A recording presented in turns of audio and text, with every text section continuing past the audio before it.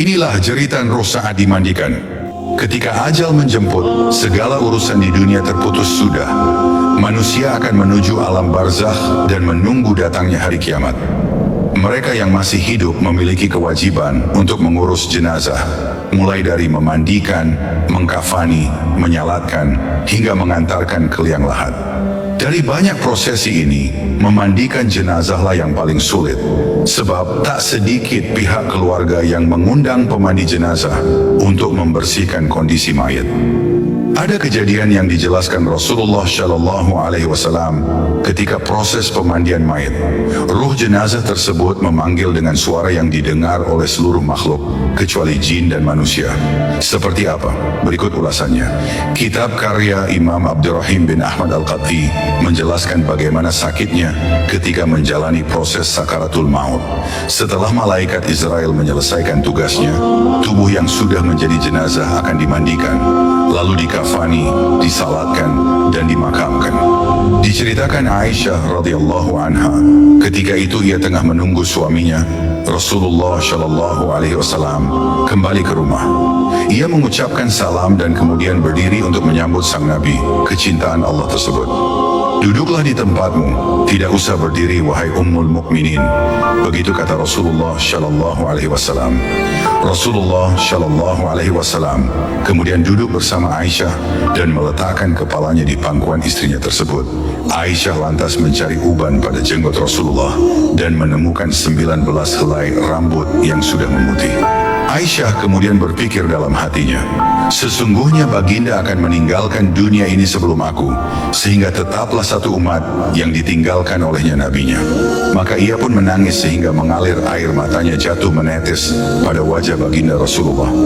Sadar terkena tetesan air mata istrinya, Rasulullah kemudian terbangun dari tidurnya. Wahai Ummul Mukminin, apa yang membuatmu menangis?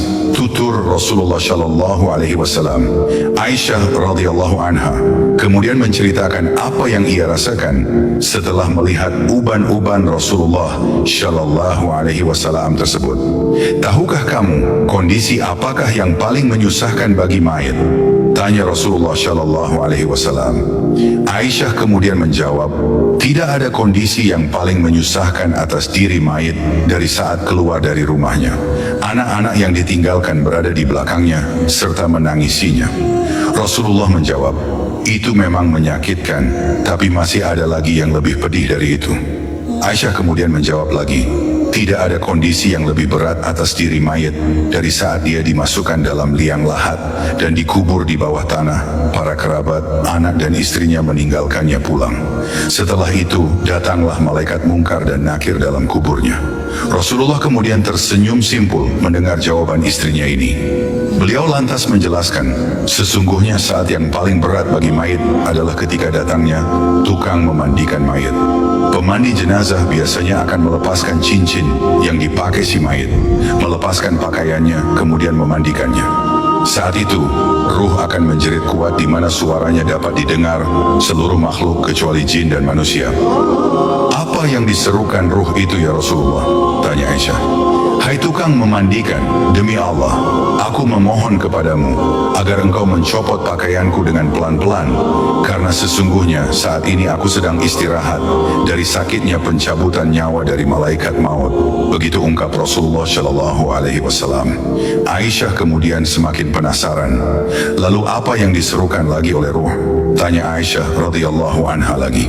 Hai tukang memandikan, demi Allah jangan engkau tuangkan air panas, jangan engkau gunakan air panas dan jangan pula air dingin. Sesungguhnya jasadku telah terbakar sebab dicabutnya nyawaku. Papar Rasulullah Shallallahu Alaihi Wasallam.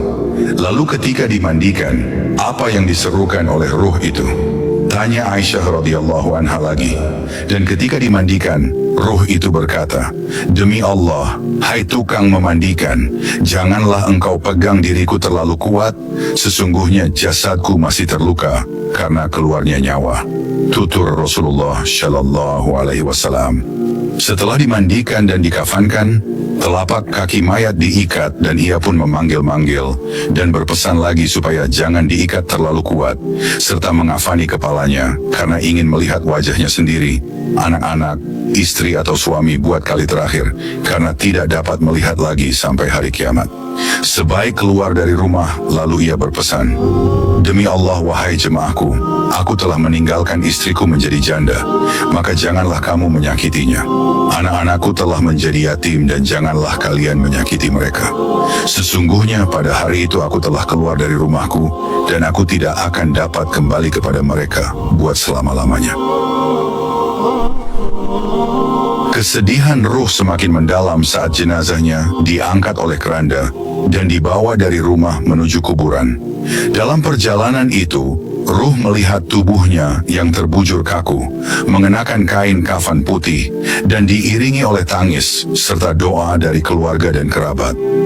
Ruh merasa sangat sedih karena ia tidak lagi bisa berada di sisi orang-orang yang dicintainya.